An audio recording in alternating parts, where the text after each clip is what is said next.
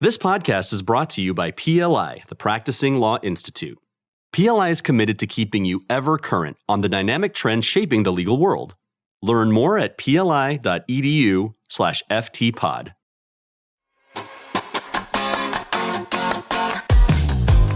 Welcome to Fast Tracked, Emergent Issues in the Legal Profession, brought to you by the Practising Law Institute. I'm your host, Jen Leonard, founder of Creative Lawyers. Buckle up as we hit the gas and explore the most dynamic trends shaping the legal world, from generative AI to DE&I and everything in between. I hope you'll join us as we explore the future of law today. On today's episode, we hear from Heather Nevitt, Editor-in-Chief of Corporate Counsel, ALM, and Patrick Fuller, Chief Strategist for ALM, about the state of the corporate legal services industry. I hope you enjoy this insightful discussion.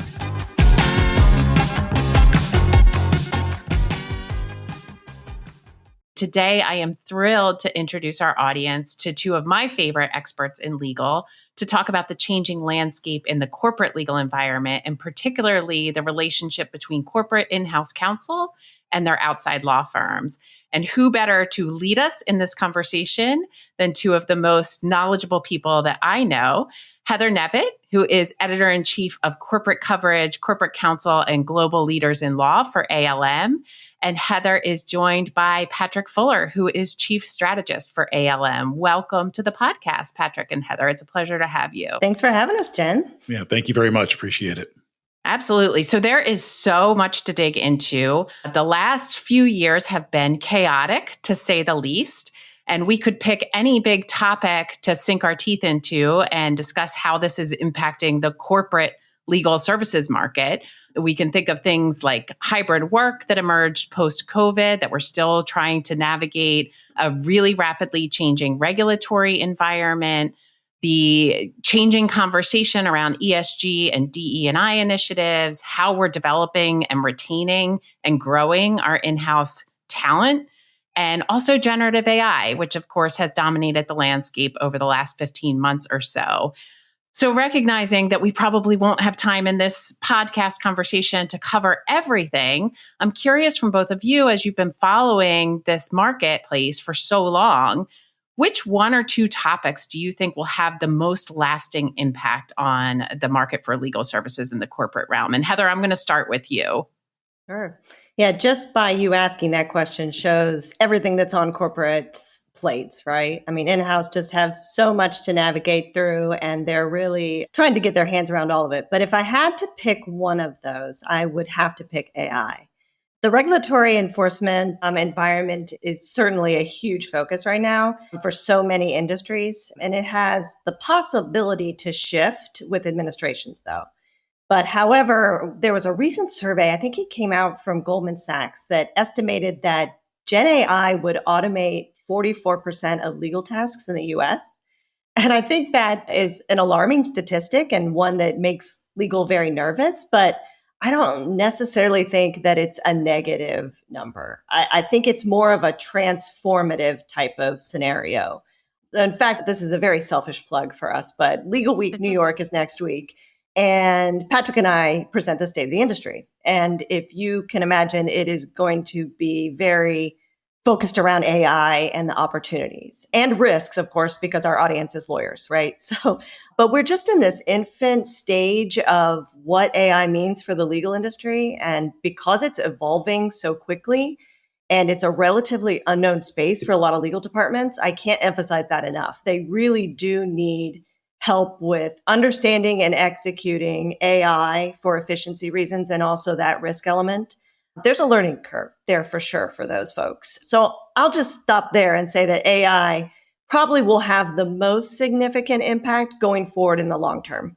Fantastic. Thank you so much, Heather. And Patrick, would you agree? Oh, it's hard not to, right? Yeah. I mean, I think AI, for a myriad of reasons, a lot of which, Heather mentioned, I think a couple of things, and Heather kind of got at it towards the end there a little bit too. I think it's going to create significant more work, and it's going to increase the amount of volume.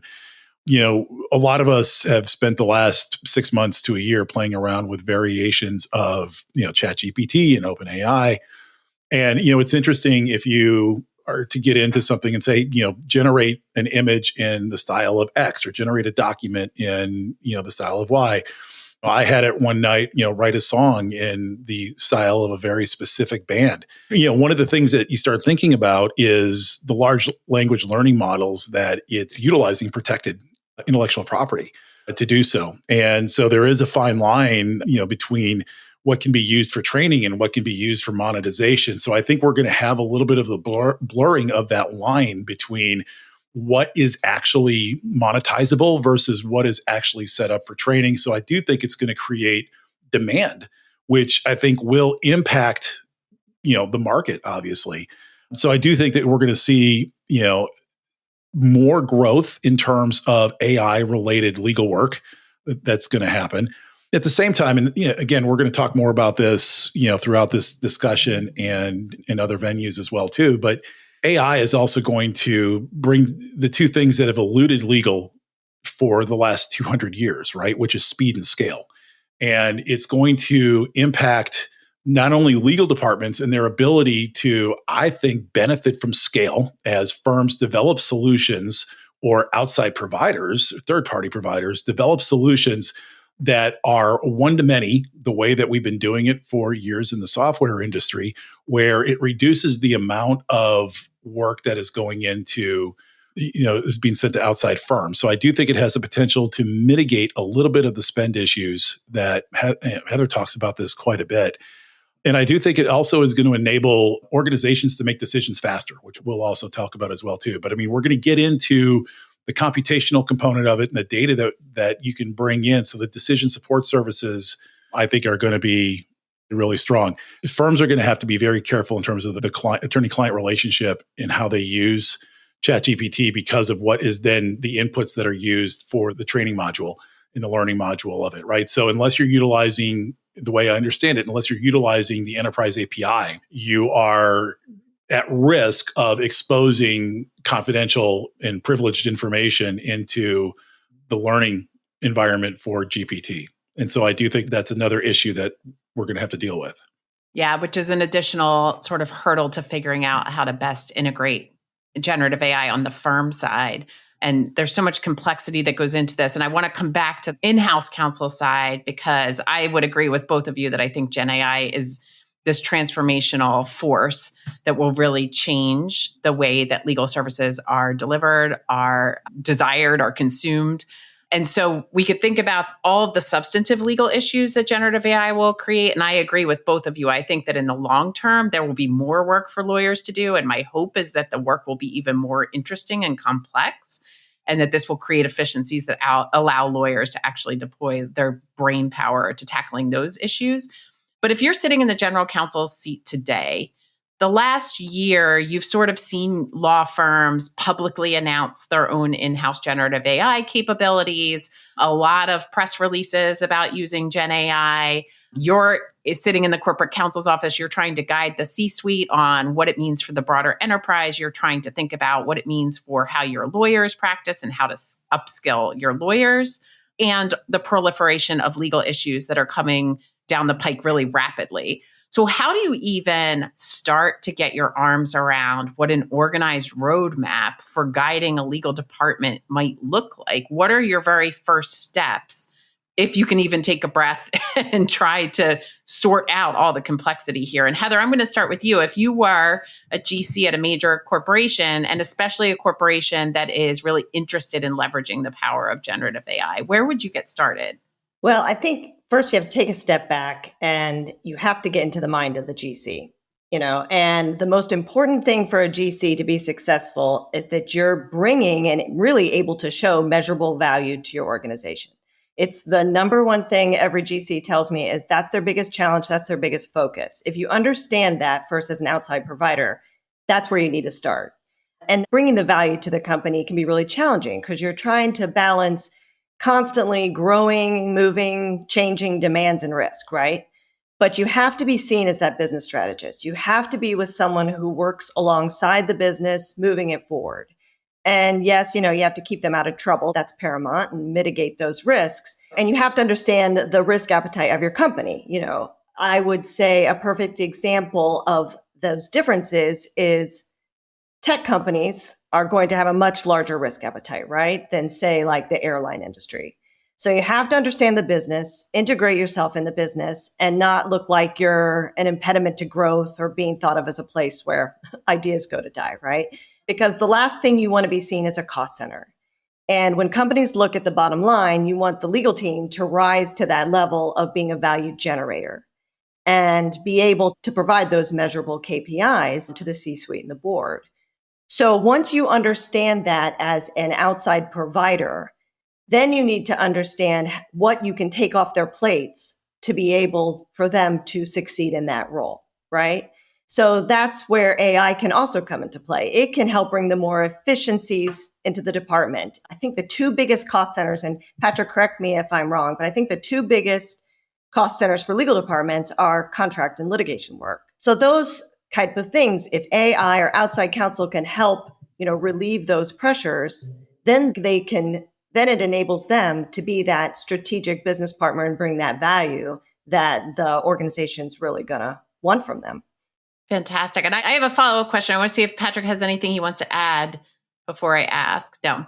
I'm curious, Heather, because what I'm hearing from law firm partners is, you have this sort of interesting dynamic where you've got legal on both sides in the client's office and in the outside counsel's office. Everybody is trying to get their arms around the complexity happening within their own organization. And at the same time, everybody has to sort of be co-designing what the future looks like so that the firms can do exactly what you're talking about, make sure that they're bringing value add to their in-house counsel or to their client, forgive me, as we're all moving along this path. So as you talk to general counsel in your work, do you get the sense that they would like to be hearing from their outside counsel right now about generative AI? Do they want outreach from their law firm partners? My sense is that law firm partners feel a little bit insecure because maybe for the first time ever, they are as novice to this as everybody else is.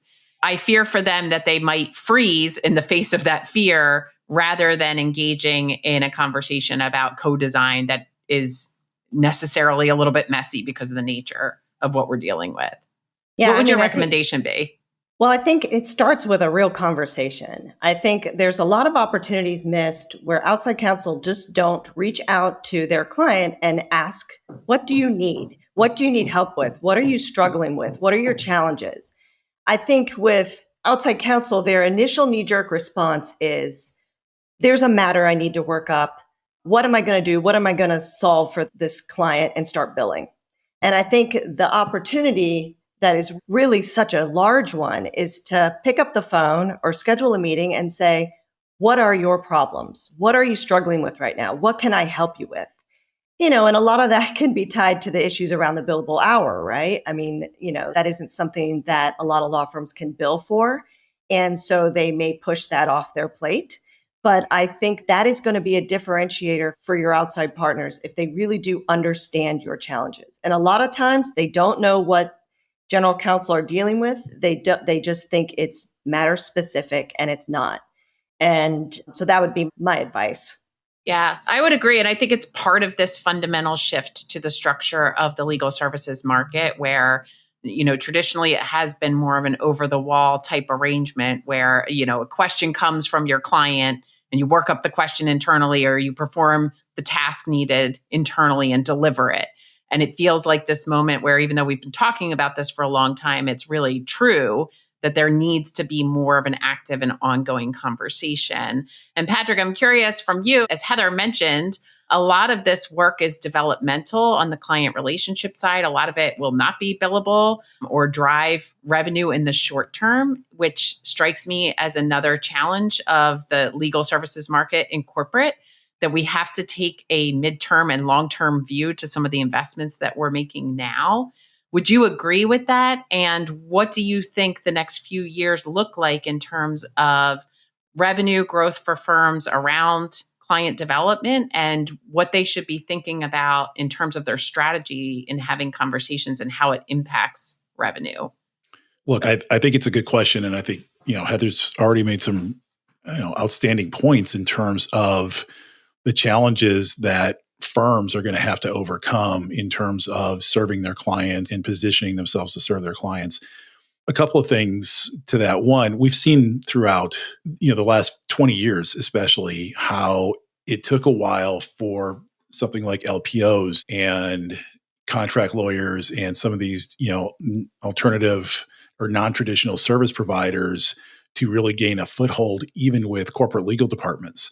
We talk about it often. We all work in a profession that is largely based on precedent, right? So, we deal a lot with show me what everybody else has done and the fact that it works. And so that always slows down the progressive growth because there's very few firms that are in a race for first. Most of them are in a race for second or third in that respect. And so the byproduct of that is you're not getting a lot of innovation, coming into the legal department.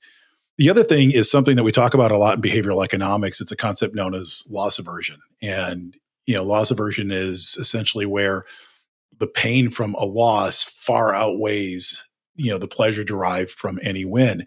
And I think when you start talking about something that is unproven in the eyes of a lot of the lawyers and delivering services via, generative AI or a form of automation that they're not comfortable with, the risk that they have in terms of, is this going to cost me a client? Is this something that if it doesn't deliver the way that we think it is, because I can control the rest of the process. I've done this for 30 years. I know what I'm doing. I can deliver this service.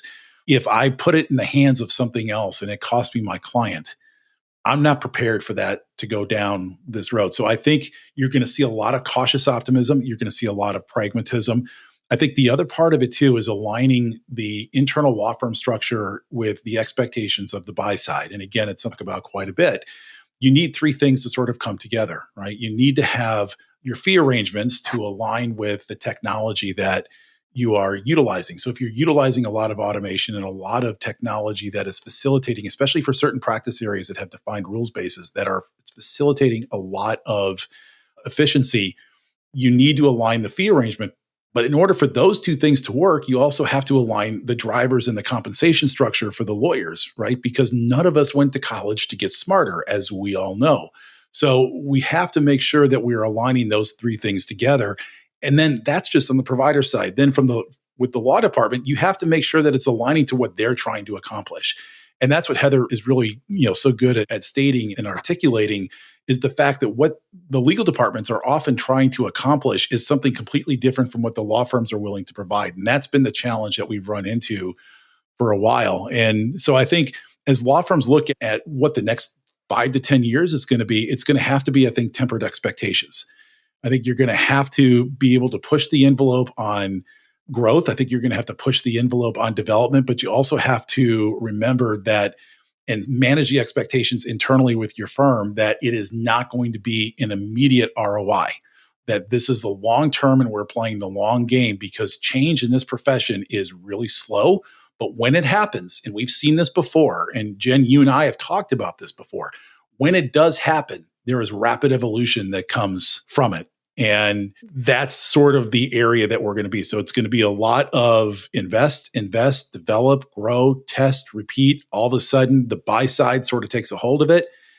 And then the changes are going to come fast and furious. And I think where law firms need to be is they need to prepare themselves now to be at a point that when the market does switch in that respect, that they're positioned and they've developed their business and positioned their business in a way that they can capitalize on it. Because if they have to play catch up at that point, they're in a world of hurt. You have to be proactive in that space. You can't be reactive. Just like in-house counsel can't be reactive for their own client, their own business. They have to be, horizon scanners and see what's what's happening down the pike. The law firms need to be right there with them as a partner and not trying to catch up. 100%, Patrick. And I'm nodding in violent agreement with both of you because it all sounds like the right approach. And yet I wrote down tempered expectations. It seems to me like that is one of the most difficult things to execute successfully as a law firm chair or managing partner. And there's so much in this conversation, loss aversion and fear. I think one of the biggest fears that is justifiable for leadership of a firm is retention of your top partners, right? And this sort of frothy lateral market where people are moving around all the time. And now you have this new force where you're coming to your lawyers and you're saying, we need you to manage your expectations for revenue over the short term because this is a long-term playbook that we're executing. How on earth do you manage that leadership feat in a business structure that really doesn't support that message? And I don't have a good answer to that. I don't know if either of you do. It might just be a question without a neat answer. Well, I think one of the challenges that is unique to legal, and maybe it hits into a couple of other verticals too, is the governance model of which, these billion-dollar organizations are run. It's, we have term limits on leadership. We have executive committees that rotate in off years. And when you get into the corporate structure, yes, you're going to have, especially publicly traded companies, you're going to have a board of directors, but you're going to have a C-suite that's going to be largely constant. For the most part, if they're doing their job, are going to be able to execute the strategy, lay out the vision and execute the strategy and have the time to be able to do that. A challenge that is, sort of baked into legal is the fact that depending on when you're doing this and how your bylaws are structured inside your firm, you may be at a point right now where you're laying out strategy and the managing partner may only have 1 year left on, the second 3-year term, and then they're capped out at another 3-year term after this. You've got 4 years to sort of make this happen. And then you've got to ensure that your succession plan that's in place and who you've been grooming is set to continue the strategy and the path that's been, pushed forward. And I think so there's a level of complexity that gets brought into this that is, I think, a bit more unique to legal than it is in other industries. That being said, we're still at a point with legal where we have largely avoided all of Porter's 5 forces, right? And so, for those not familiar, Michael Porter, professor at Harvard, wrote a book in 1979 called Competitive Strategy, in which he laid out there's 5 market forces that largely affected the strategic decisions of companies. And everything sort of emanated around an industry rivalry, which we've always had in legal. And if you think about it like a compass with a north and a south and an east and a west, on the horizontal axis, you had the bargaining power of buyers and the bargaining power of suppliers. We've dealt with that throughout every step of the way in legal, right? We've had periods where it's been, really buyer controlled. We've had areas where it's been a seller's market. And then vertically, one of the things you look at is the threat of new entrants. We've had that forever. We've had spinoffs, we've had mergers, we've had new companies that came out. But what legal really has not yet dealt with until recently, and it's really, I think, in the infancy stage in the last, say, decade to 15 years, is the threat of substitute products and services, which is really the threat of becoming obsolete. And I think that's at the heart of everything that we're talking about right now, is this fear of we are now facing a level of disruption and that we haven't faced before. And the challenge is that we can't go out and be Chicken Little and say, oh, the sky is falling and all this is going to happen immediately, because the reality of it is it's not. It's going to happen slowly, and it's going to happen over a 5 to 10 year period. But there is going to be change. There are going to be the threat of substitute products, substitute service providers. But the one thing that we've seen is that the industries that have been able to embrace that have grown from it. The ones that have fought it have ended up, in the companies within those, have ended up kind of going away. And so I think we are at an inflection point for lawyers at this point in law firms. Yeah, and to add to that, you're exactly right, Patrick. I mean, and you have to kind of think how you're providing that service, even as a traditional law firm or maybe another service provider. But, I had a GC recently told me that the big pressure with AI is going to be about lawyers divorcing their value from the written work product that they're producing. And I thought that was really interesting, because as a lawyer, I will tell you that a lot of people feel that's where they're valued. That's why you get those 40-page memos. In-house counsel get those in their inbox, because, lawyers love to speak, they love to write, and they love to see their work product, in the written word, right? So we saw how important that really is when we saw ChatGPT try to write a pleading. It didn't go so well. For those that didn't see it, it contained fake sites, fake case law. ChatGPT hallucinated all over the place. So there may be some argument against that thought around replacing the written work product. At least right now, as we stand, we know that things are changing so quickly and it's just adapting. But I think it really needs to be thought of as maybe not doing away with the written word, but thinking in a more strategic way on how to help your client. That is an easy shift to do. We need to make sure that outside partners are thinking strategically in how to help the client not only solve legal problems, but help the business grow and function in a new environment. And if you can put that advice, your legal advice through that business lens and understand that that's what they have to provide to their board, the more you're going to get repeat business and maintain that long-term relationship. Yeah, you just Absolutely. nailed it. Go ahead. Sorry, Yep. yeah, you just nailed it completely. And the ChatGPT example, I think, is really prescient. We survived and we overcame the "I'm not a cat" issue on the Zoom call, right? Where the guy couldn't figure out that how was to turn Texas, off the filter. by the way. Yeah. Well, I mean, I was going to leave that part of it out and everything. Heather's home state. That's right. Yes. Yeah. I have lived here for a while. But because it was humorous, right? We could laugh about it. We've all experienced that before. But this goes back to the loss aversion component that I was talking about, right? And the fact that the ChatGPT scenario is what you don't want to give somebody that's going to anchor to something that went wrong once, right? Because now this is proof that this is not going to work and we're not going to change. And by the way, I've got $2.7 million that I made last year that tells you and tells me that what I've been doing for the last 20 years is working just fine, right? So 100%. Yep. It's this combination of all these things coming together along with the fact that, we're paid really well, right? And so there's a comfort level that exists right now that is not necessarily pushing me into that level of discomfort necessary to facilitate change. And I think that's going to be a struggle, is situations like the ChatGPT, and also the fact that we're really not experiencing the pain that we need to experience in order to facilitate change.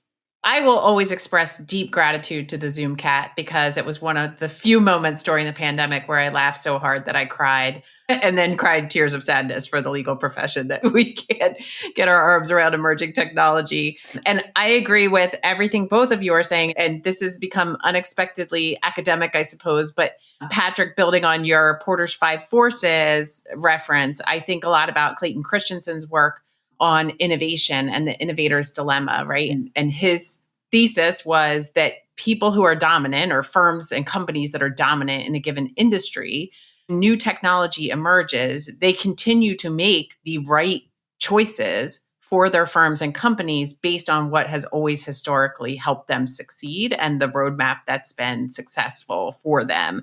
And to your earlier point about aligning fee arrangements with the value add that Heather so perfectly captured that outside counsel are looking for, law firms themselves internally are structured and designed to support a model that's been historically successful. And that will continue in the next few years.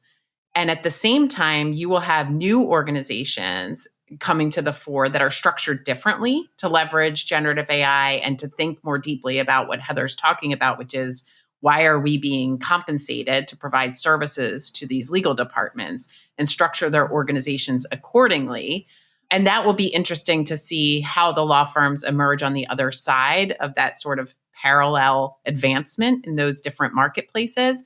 But it leads me to another question, which is the added complexity that the rise of legal operations as a profession has created in the corporate buy market for legal services. And Heather, I'm curious from you whether you think law firms continue to grapple with this, some successfully, some less successfully. We see all sorts of movement, I suspect, and mergers happening as they try to figure this out.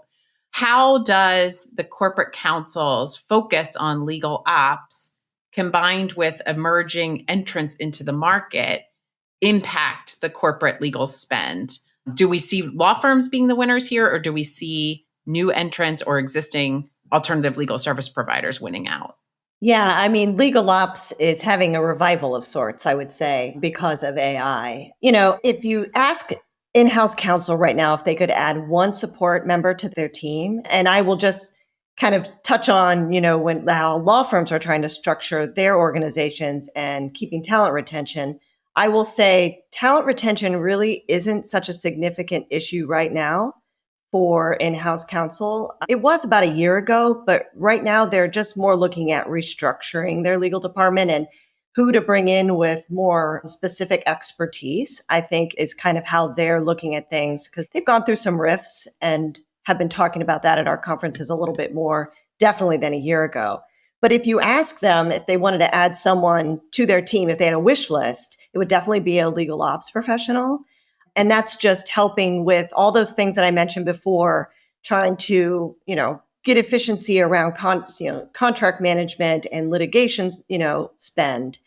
And Gen AI has the ability to possibly do that and, reshape their approach to all those things. And the reason that is just so critical, it just goes back to this underlying theme I'll keep repeating, but the reason that is so critical is they have to be able to free up their time to have a more consultative role within the organization. Rather than spending their time on contracts, they can't do all of these things. They can't keep adding things to their responsibility and not taking away others. So, if legal ops can help with analyzing contracts or, do those more mundane routine tasks, then they can become that better strategic advisor and enhance their business. So I think that shift of the landscape will encourage CLOs to move, beyond kind of mere management of incoming work and start developing their strategic plans for the organization.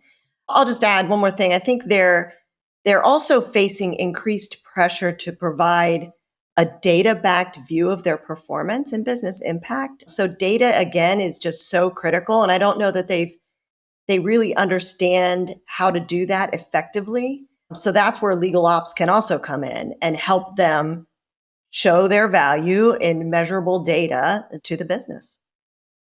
To add, Patrick? Yeah, I mean, and it's me following Heather sometimes is sort of like Milli Vanilli following Bruce Springsteen. It's not true at all. Actually, sorry with Bruce, it's Taylor Swift. How about that? That's not what I was saying. Not at all for Patrick. Was it your choice of artist you mentioned? No. I'm still stuck in the 80s. I mean, you've worked with me for 7 years. You know how stuck in the 80s I am. We're the same age, Patrick. So we're cut from the same cloth. It's all good. Yeah, but I think one of the challenges, and Jen, in your question, I think your question sort of articulates one of the challenges that we're still trying to determine, right? Which is what is a win for these different organizations? Because what's a win for ALSPs, given sort of the low bar where that's at, is going to be significantly different than what is a win for a law firm, which is going to be significantly different than what's a win for a legal department, right? So I think the interesting thing about this is the different players in this scenario all have different ideas of what actually is going to be a win. I am really bullish on legal ops. I am really bullish on legal ops because I see legal ops in legal departments where I saw marketing and business development 20 years ago in law firms. The one area where I think it is, and Heather hit on it, I think really well, and I think I'm going to expand on it a little bit. Heather talked about the ability to go talk to the, freeing up time for the lawyers to go talk to the business a little bit more. And she's talked about that. We've worked together, like I said, for 7 years, and she has not, strayed from that point during that time, which proves how difficult it actually is for that to happen, right? We're still talking about it. So I think when you start bringing legal ops people in, you start not only taking some of that administrative stuff off of your plate, and it would be interesting, by the way, as a quick aside, to measure productivity in a legal department versus in a law firm, right? So if, in every 8-hour day, the way we measure productivity in a law firm is what of those 8 hours are spent on net billable, client billable time. When it should be 75 to 80%, somewhere in that ballpark, if not higher, maybe a little bit lower, depending on the firm size for lawyers in large law. Be really interesting to do that same study in legal departments and see where that number is in terms of actual matter work, right? Because I think to the point that Heather's raised and continues to raise, there's so much administrative work and so much quote unquote non-billable work that happens at the law department level that bringing in not only ops, but bringing in the analysts and the business professionals to be able to take some of that off the plate is going to be vital. It's going to enable them to be more proactive and engage more with the business leaders inside their own company. And that, I think, is going to go a long way to helping address the other question that Heather raised earlier, or the other point that Heather raised earlier around sort of the cost center component of it. Because as we talk about all this stuff with AI, we talk about, all of the development and innovation, that translates into locking down a lot of intellectual property, right? And making sure that the patents that we're putting together are airtight, because we know upon history, right, that we are going to have a significant uptick in those types of issues. So, I think getting to that point where we can free up the lawyers in the legal departments to be able to have more substantive conversations in, connect or interface or, whatever it might be, engage with the business side a little bit more is going to be better. By the way, it also enables the law firm business professionals. They should be having more conversations with the law department legal professionals as well. It shouldn't be the billing clerks talking to the paralegals or talking to procurement. It should be significantly more substantive.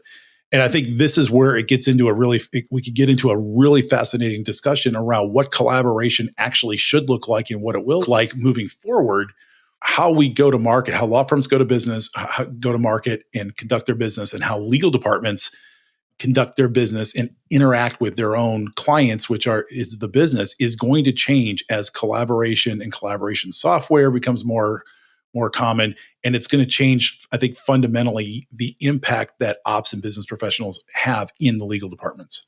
Yeah, and I'll just add on that collaboration topic. So there's like three things if you go out to GCs that they really want. They want, of course, predictability, and they don't want to be caught off guard, and they want clear communication on what is happening with their matter. But they also mention horizon scanning and collaboration. And the collaboration element is not just working collaboratively with the firm. They mean the firm working collaboratively with outside vendors. Like if they need to use a tech company, or if they need to use an ALSP, something to work together to solve the problem that the GC or the company is facing. And I don't think that is something that law firms, especially in the US, are so competitive. I don't think they think of that necessarily as an option, is to partner with other law firms, other ALSPs, maybe competitors, to really provide that deep level service that the client needs. So that's also possibly a missed opportunity. I know there are firms that do that, but it's not as common as you see it. Maybe in the UK, we see it a little bit more. A couple of years ago, Heather and I were working on a project internally, and obviously we're not going to get into details, but we were working on this project. And one of the things that we found ourselves talking about was exactly what Heather just talked about, which was the collaboration between outside firms. Right as I was leaving one of my former careers, working with legal departments, especially around the data and the analytics, one of the things that we started to measure in terms of end of matter reviews popping up more and more was how our outside counsel coordinated with co-counsel, and how did they interact and coordinate with opposing counsel as well too. We're starting to get more and more questions around collaboration, and that is going to I think it's going to continue to get measured. And Heather raised that point. Heather's 3 years ago, I think, when we were working on that, 4 years ago when we were working on that. And that, I think, is only going to become a data point. It's going to become a bigger data point that's going to be utilized in terms of evaluating lawyers, their performance, the law firm's performance, the client team's performance, because now we have something else measure sort of our service provider as an extension of our organization, as an extension of our brand. And how well are these two groups working together? Can we solve this problem over here by pairing up these lawyers or this law firm and this group over here? Because we know they're going to work well together. They've demonstrated it before. They have really good reviews from all of our internal stakeholders, how they collaborate with other groups. This is something that we can actually build and go to market with, whereas before it was just really siloed in terms of how we looked at everything. So I do think that collaboration piece, you're going to increasingly see more and more measurement being done at the legal department level on that in terms of the evaluation of outside counsel providers or outside providers, plural.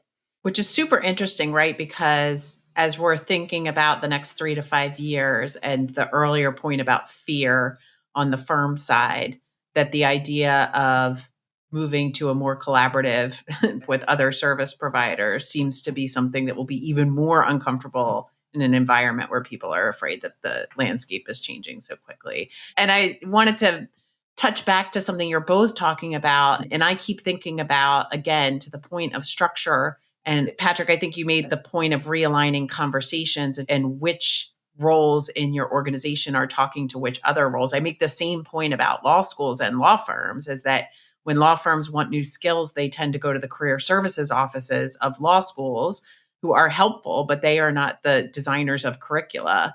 And so, going to the tenured faculty and saying, this is what is actually happening on the ground, and these are the classes that we need integrated, is a stronger move than talking to people in the organization that don't have the power to make that change. So I think there's so many different places in the entire landscape where everything needs to be realigned after we get through this messiness of what does a win look like for everybody and how do we move forward together. And I wanted to sort of build on this conversation and talk about talent retention and professional development and teaching and learning. I feel like I get excited as somebody who likes to learn things. I feel like there's never been a moment like now where we all get the chance to learn as quickly as possible about something that never existed before. But as you mentioned, Heather, historically, the legal department is viewed as a cost center. And the data point that the broader corporation looks at is the budget for the legal department and whether it's growing or staying the same or shrinking. So it seems to me like this is a moment where the legal department really needs to invest resources in talent development so that it can do all of the things that we're talking about. What do the conversations look like now between the CLO or the general counsel and the company about making those investments so that they can generate real value? Yeah, that's a hard one. And I think that's where the data component comes into place. If they can really show kind of X on the back end that this will lead to those results, I think that benefits them, right? A lot of times they don't really know how to explain it or show it in a way the business understands. And that's, again, going to the whole discussion around understanding the language of the business, critical for in-house. We don't learn that in law school. And you can't sound like a lawyer when you're going into these meetings and having these discussions with the internal stakeholders. You need to talk in the language that they appreciate, value, and understand. And and I think, that's why a lot of, not to plug our own things again, but I think that's why a lot of in-house counsel come to our conferences to kind of learn that. Our global leaders in law membership really focus on business acumen because it's a missing factor in a lot of really good lawyering. So it's, being a good lawyer has kind of become table stakes in a legal department. So yeah, I think to answer your question, I think that is critical. I'll also add, as far as the talent goes, the biggest issue I'm hearing with talent from legal departments is really managing a multi-generational workforce. It's something that comes up almost in every conversation. It'll just flow into that as challenges when I go around the room and say, what are your biggest challenges? Along with regulatory and data privacy and all the expected answers, the managing a multi-generational workforce is right there at the top. Because I think it's like the first time in history we've had more than 4 generations in the workplace at one time. And they all work, right? Learn differently. They work differently. They have different expectations of growth, different expectations of compensation. They learn in different ways. So I will just say that, adding the return to office component into there as well has really exacerbated that management challenge and that talent challenge. I don't know, Patrick, if you're seeing that in law firms as well, but I definitely am seeing that in house departments. Well, yes. And for so many reasons. First and foremost, we could talk about historically, as we've done a lot already in this episode, how law firms make their money, and it's correlated directly to the number of producers, right? So it's one of the few professions where if we want to increase our revenue, it's not through scale, it's through adding more producers, right? So the talent component of this becomes vital. And the reality of it is roughly on average, just in the AmLaw 200, about 7% of all partners change firms every year, And so what's happening is that the replacement costs are always going to be more, typically going to be more than the incumbent cost and the retention cost. So now the cost for talent is going up.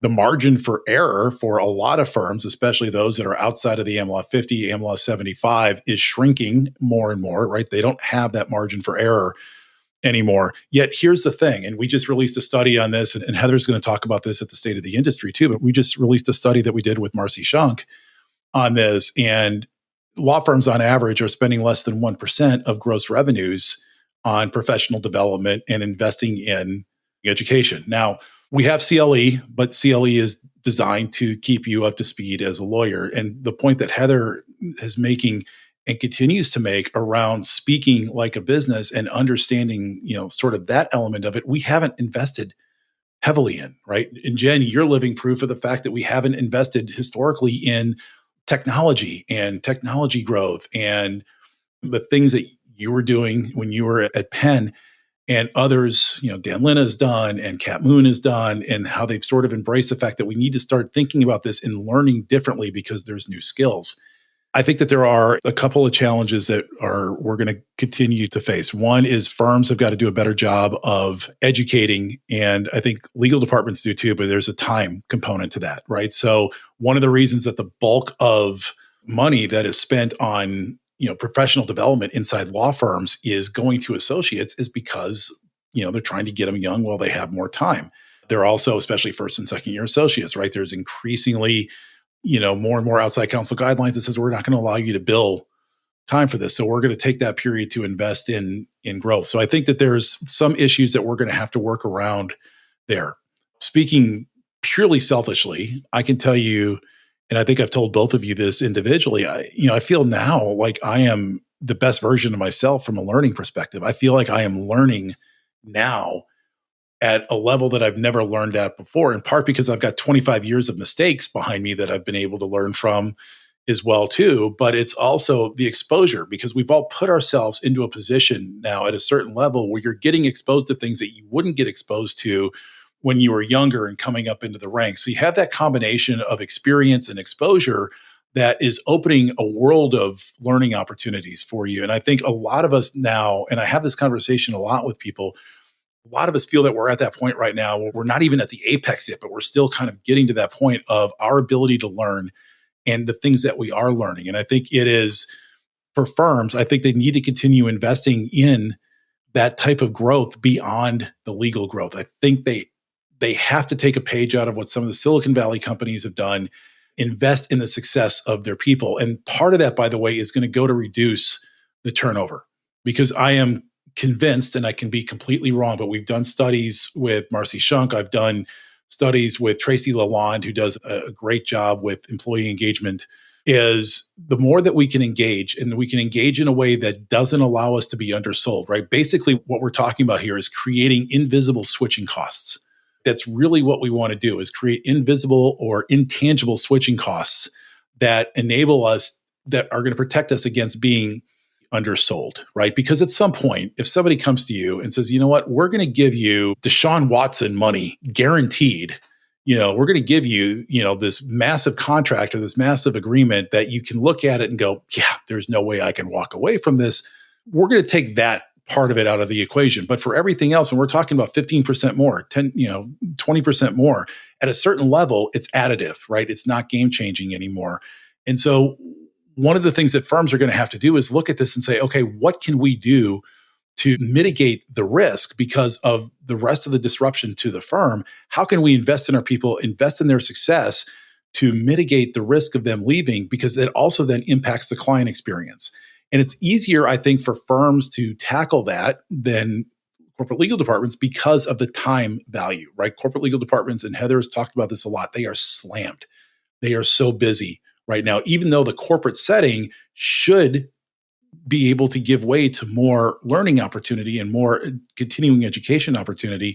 Right now, they're so lean that they don't have time to do the things and invest in those types of opportunities that they should be investing in from a leadership training perspective, from a technology training perspective, and education perspective.